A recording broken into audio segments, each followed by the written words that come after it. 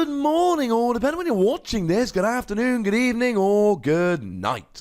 My name's Ross, and as always told, I had a voice radio, and at the end of the week, Team Up is coming out. The new Pokemon trading card game expansion is coming out on Friday, and I thought, well, if we're going to have a new Pokemon trading card game expansion, I had better bring you a top 10 list. Now, quick caveat before we start, this is a big set. This is a good set. I've had to cheat a little bit to work it down to what is essentially a top 12. I'm sorry. There are some really good cards in this set, ladies and gentlemen. So, with that little caveat out of the way, let us start with a couple of honourable mentions. We've got Absol. Now, shout out to the lovely Joe Bernard from Omnipoke. I wasn't a huge proponent of putting Absol on this list. It fell a little bit short for me, but Joe convinced me otherwise. It increases your opponent's retreat cost by 1 if they are a basic, and then for a Darkness double colourless, 30 damage plus 30 more for each energy in their retreat cost. Yes, this will stack. There's a whole bunch of non-GXs that could be fun in this set, but this is one of the better ones. Our other honourable mentions here continue with Lycanroc GX, a card which I honestly can't believe didn't make the top 10 list. The ability here is literally Team Flare Grunt. The ability is just Team Flare Grunt. And in Japan, it's seen a lot of play with Alolan Persian, which does 90 damage for 0 energy if your opponent's got no energy attached to them. It does 90, but then 30 less for each energy they've got. Lycanroc gets rid of energy, along with stuff like Crushing Hammer. Alolan Persian cleans up. Add a GX attack that does 30 damage for each energy in their discard pile, bearing in mind you are discarding a bunch, and we've got a very good card. And then we've got Pidgeotto, a card which I might end up looking very silly for leaving off this list. The ability here is Uxie level X. Look at the top 2 cards of your deck, put 1 in your hand and 1 on the bottom of your deck. There are formats we've had in the past where the release of this would have absolutely broken the format and everyone would be playing it immediately. But we are in a format at the moment where we've got a Rangaroo that lets you draw until you've got 3 cards in hand. And we've got Zebstrika that lets you discard your hand and draw 4 cards. We've got other options, which is why Pidgeotto is not a game-breaking card, but it is an extremely good one. So in at number 12, I know I said top 10, but it's a really big, really good set. We've got Viridian Forest. It is a stadium card that lets you discard a card from your hand and search your deck for a basic energy. There are formats where this would have been utter trash, but we lost Professor's Letter. And because we had Professor's Letter, nobody realised we lost Energy Search a while ago. We don't have any good cards to search for basic energy. No, I'm not counting Lady, it's a supporter card. So actually, this is seeing a fair amount of play in Japan, and it will see play over here. Incidentally, Japan has had a format which is essentially Sun and Moon to team up, so we can really tell which of these cards are going to be good by seeing what's happened in Japan. In at number 11, the combination of Wonder Labyrinth Prism Star and Black Market Prism Star. Now, I did do a video very recently in the last couple of days about the top 10 Prism Star cards. That was not including these, because these aren't out yet. Black Market Prism Star is almost certainly going on the new top 10 list. It is the better of the two because it says that Darkness Pokemon with Darkness energy attached give up 1 fewer prize. That is ridiculously good. It means that Zoroark GX becomes a single prize Pokemon. The aforementioned Absol doesn't give up a prize. It's ridiculous. Although it does work on your opponent's turn, so they can just play their own stadium to get rid of it first. Then we've got Wonder Labyrinth Prism Star, which says that the attack cost for all non-fairy Pokemon goes up by 1 colourless energy. And essentially, like most of these Prism Star stadiums, all of them in fact, if you're playing a fairy deck, you're going to play a Wonder Labyrinth Prism Star. If you're playing a Darkness deck, you're going to play a Black Market Prism Star. There we go.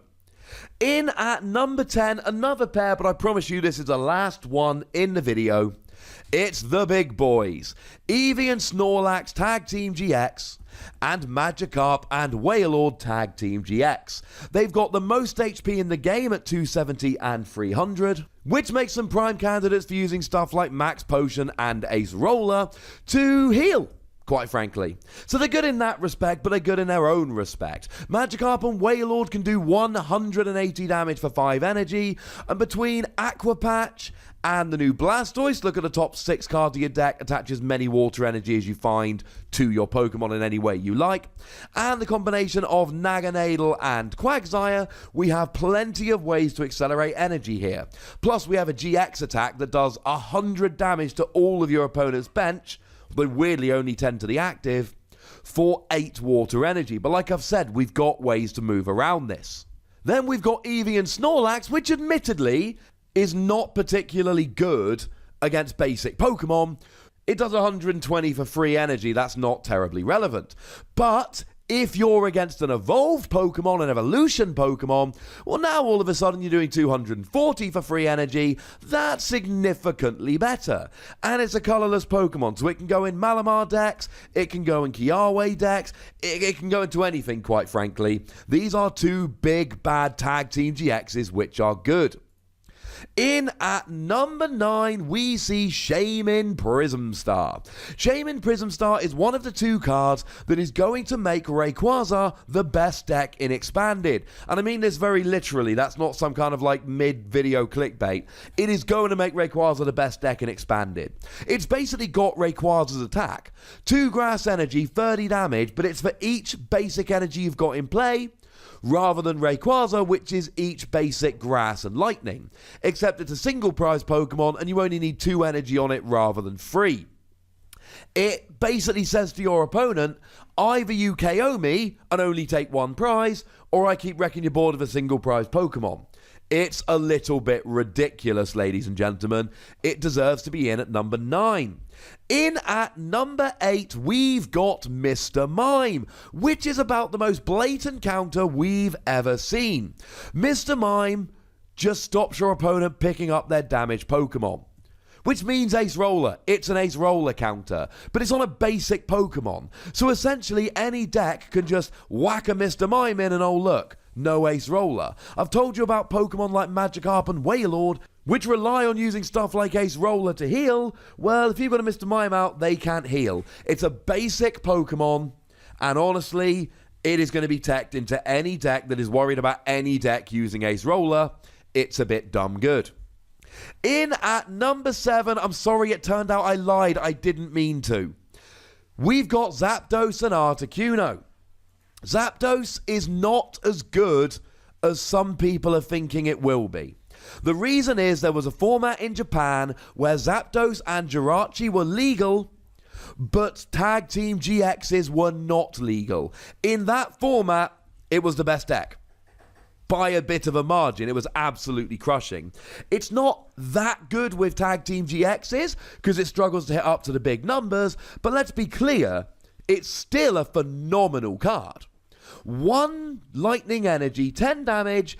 If it was on the bench and became active this turn, 80 damage. And if anyone's wondering about, oh, will we be able to consistently pull this off every turn? Yes, because we all have done with Golisopod since Burning Shadows came out. So do not worry your pretty little head about it. It doesn't hit for weakness, which is a problem, and it doesn't hit up to the really big numbers you need for Tag Team GXs, which is also a little bit of a problem, but make no mistake about it, this is still a phenomenal card, and let's not forget that Lightning decks have Electro Power, which means you can do a whole bunch of extra damage, plus you've got stuff like Thunder Mountain, which means you attack for free, and we're going to talk about Jirachi. It's a little bit further up this list, but this is a Pokemon that wants to flick in and out of the active, and Jirachi has most definitely got your back. As for Articuno, it's one of these Pokemon that has not been receiving very much hype, but it is one of the most played cards from this set over in Japan. The ability says that your opponent cannot use supporters on your water Pokemon while it's in the active. The thing is, that's basically just Guzma. So what happens is, you leave Articuno in the active and you're like, ha ha ha, in your face, you don't get no Guzma. And then you've got an attack, which for 2 water energy does 70 damage and moves 2 water energy to the bench. And in Magikarp and Wailord decks in Japan, this is what is starting off the game. You're doing 70 with Articuno, moving the energy to the bench, and your opponent cannot Guzma up Magikarp and Wailord before you're ready, because the ability says that they can't. I mean, okay, they can play in a Alolan Muck, but unless they're doing that, or slacking, the ability says that they can't. It's really good, and people are literally using Blastoise to accelerate energy onto Articuno to attack and move it onto Wailord. You force your opponent to take down a single prize Pokemon before they can get into the game.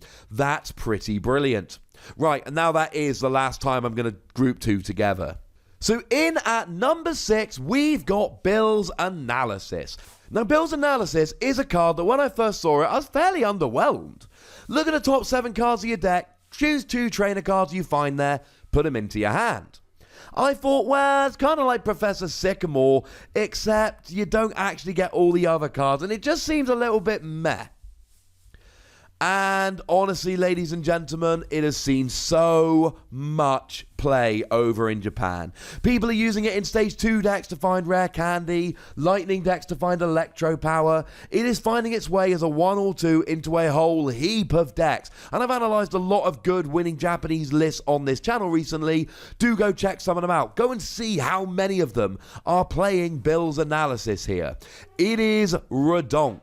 It is a card that I was initially underwhelmed by, but actually, it just lets you dig, and it lets you find your trainer cards, and it lets you set up, and it is really way better than I gave it credit for. I know some of you might disagree with that one, but I feel fairly strongly it deserves to be this high. In at number 5, another card with which I was incredibly underwhelmed when I saw it, Celebi and Venusaur Tag Team GX. I thought it was a little bit too slow. I thought the weakness to Blacephalon was going to be too much. But everything that I'm hearing out of Japan is basically saying, no, it's one of the 2 best. The other one is slightly further up this list. It has got 270 HP, and if you're not against Blacephalon, you can just use stuff like Shaymin from Lost Thunder and Life Forest Prism Star to just heal up. And then you've just got special conditions. For free energy, you are doing a little bit of damage. You're not doing a huge amount of damage, but you are doing 50 damage. But you're also doing burn and confusion and poison. You can do 180 for 4 energy, which is nice. But you can also do 180 for 4 energy. And then you completely heal. And if you put a 5th energy on, so free grass 2 colorless, you shuffle your entire discard pile back into your deck. You get to do the thing that was so good it got Lysander's trump card banned. And the way this is played is with Crushing Hammer and Judge, and you just go nuts, healing, getting rid of their energy, judging them constantly, and making it so they just can't play the game. Even Blacephalon decks, if you're getting rid of the energy on Blacephalon, because remember, they can lost zone energy from anywhere, and they can use Naganadel to get the energy on the field, they still need 2 energy on themselves. And if you're getting rid of the energy while judging them constantly, you can beat that deck.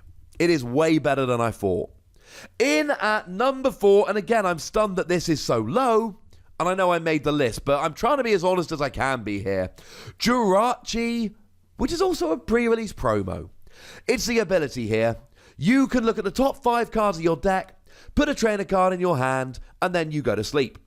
But we got a skateboard, which lets you retreat for 1 less. Jirachi's got a retreat cost of 1. And even if you're asleep or paralyzed, which Jirachi will be asleep. And honestly, ladies and gentlemen, people are playing extra switching cards in their deck just so they can take advantage of Jirachi. It's one of the reasons why Zapdos was crushing so hard in Japan, because you could just search out that Electro Power when you needed it, find that Thunder Mountain on the right turn, etc. The consistency that Jirachi gives you is absolutely redonkulous. It is being played in a ridiculous amount of decks, and people are literally playing extra switching cards just so they can play it. It's crazy good. But not quite as good as Tapu Koko Prism Star, another phenomenal card, which really shouldn't be this low, but I have no choice. If I had done my list of Prism Stars including Team Up, this would have been in the top 3. This would have been challenging Ditto Prism Star for best Prism Star in the game. I think it probably would have fallen just short, but it's that good. We don't care about the attack. The ability says that when it's on the bench, you can put it into the lost zone and then put 1 lightning energy onto each of 2 benched Pokemon from the discard. That's ridiculous. That's like a double Malamar, but as an ability on a basic Pokemon. And the thing is, this gives, along with Thunder Mountain, ridiculous speed. Well, we'll see a good example of this in just a moment, to all of these lightning decks. It is an absolute guaranteed no-brainer one-of in every lightning deck. And there will be decks that want to play lightning energy just because of this. You know some people are going to get a combo going with Shuckle, where they're just playing a couple of lightning energy, Shuckle to discard them, Tapu Koko for the ability. And the even better thing about this is, you don't even take up a bench space, because you just go straight to the lost zone. It is over the top good. In at number 2, we see ERIKA'S Hospitality. It's a really good new supporter card. Although it's not being played as a 4 in many Japanese decks, you're seeing 1 or 2 in essentially every winning list. And when you get a supporter card that is being played in pretty much every good deck, it has got to come crazy high up on the list. What it does, as long as you've got 4 cards in your hand, not including this, in Japan they phrased it, you must have fewer than 6 cards, including this. Here, you can only play it if you've got 4 or fewer cards, not including this. Some people did think it had been mistranslated initially. It has not been. ERIKA'S Hospitality is a redonk card that lets you draw 1 card for each of your opponent's Pokemon in play. And if we can all get down to fewer than 3 cards in hand to play a Rangaroo, we can certainly get down to fewer than 4 cards in hand to play this. This is a ridiculous card. It is going to see play in almost every deck. The good news is it ain't going to be cheap, but you're only going to need 1 or 2 in your deck, so that will be mitigated quite nicely. In at number 1, the very best card in the set is the first card we ever saw from the set. It's Pikachu and Zekrom Tag Team GX. It is going to become the best deck in the format pretty much the second the set hits. It's got 240 HP. Now it gives up free prizes like the other tag teams, but it's got 240 HP. And free energy, 150 damage. And then attach free lightning energy from your deck to one of your Pokemon. Firstly, that is ridiculous energy acceleration. Secondly, with a choice band, you'll get 1-hit KOs on relevant Pokemon like Blacephalon. Thirdly, you've got Electro Power to do extra damage if you need to. And fourthly, you can go second and do this turn 1. Thunder Mountain brings it down to a 2 lightning energy cost. Tapu Koko Prism Star lets you attach an energy from your discard to it, and then you're off. That's it. Well, you need obviously an energy from your hand. You can do this turn 1. And then you're accelerating free energy and doing 150 damage on turn 1. And then if you've got 6 energy on, remembering that you can attach to yourself, 200 damage. That's the basic effect if you've only got 3 energy on.